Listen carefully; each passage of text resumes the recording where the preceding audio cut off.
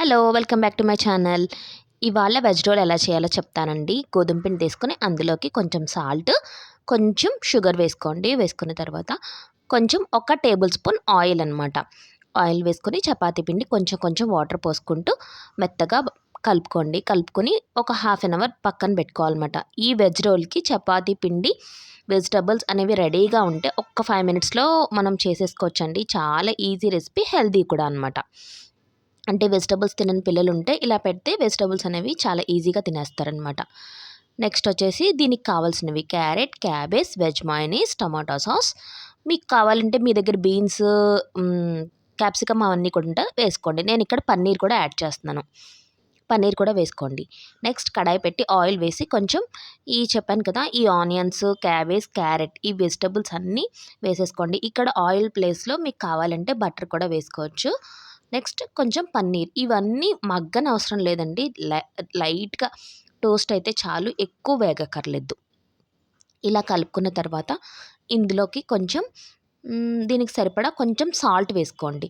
Salt మీకు కావాలంటే ఇక్కడ పెప్పర్ కూడా వేసుకోవచ్చు. నేను పెప్పర్ మాకిష్టం ఉండదు. అందు గురించనేసి కొంచెం గరం మసాలా వేస్తున్నాను నేను. గరం మసాలా వేసుకొని బాగా కలుపుకొని కొంచెం సేపు ఒక్క 2, 3 సెకండ్స్ మగ్గితే సరిపోతుంది. తర్వాత దీన్ని తీసి పక్కన పెట్టేసుకోవచ్చు. నెక్స్ట్ ఇక్కడ మనం చపాతీ రోల్‌కి చపాతీ చేసుకోవాలనమాట. చపాతీ చేస్తున్నాను చూడండి. ఇదంతా మీరు బటర్‌తో చేసుకుంటే ఇంకా టేస్ట్‌గా ఉంటుంది. నేను మామూలు ఆయిల్‌తోటే చేశాను.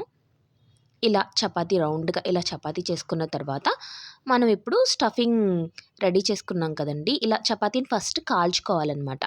ఇవాళ కొంచెం కొంచెం ఇక్కడ బటర్ గానీ, ఘీ గానీ వేసుకోవచ్చు. ఈ స్టఫింగ్ అనేది ఇలా పెట్టుకోండి. ఇలా స్టార్టింగ్‌లో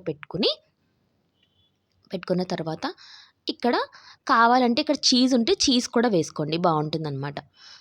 ఇక్కడ ఫస్ట్ నేను మయోనీస్ వేస్తున్నాననమాట. అంత హెల్తీ కాదు. కానీ అప్పుడప్పుడు తినొచ్చు కదా! అంటే బయట కొనే వాటికన్నా ఇది బెటర్ కాబట్టి. కొంచెం టమాటో సాస్ కూడా యాడ్ చేసుకుంటున్నాను. టమాటో సాస్ కూడా వేసుకున్న తర్వాత ఇక్కడ మనం దీనిని రోల్ చేసుకోవాలండి. ఇక్కడ నేను చూపిస్తున్నాను కదా! ఇలా రోల్ చేసుకొని దీన్ని ఇలా కట్ చేసుకుంటే సరిపోతుంది. యమ్మీ యమ్మీ వెజ్ రోల్ రెడీ అండి. Please like, share, comment and subscribe. Support చేయండి ఫ్రెండ్స్.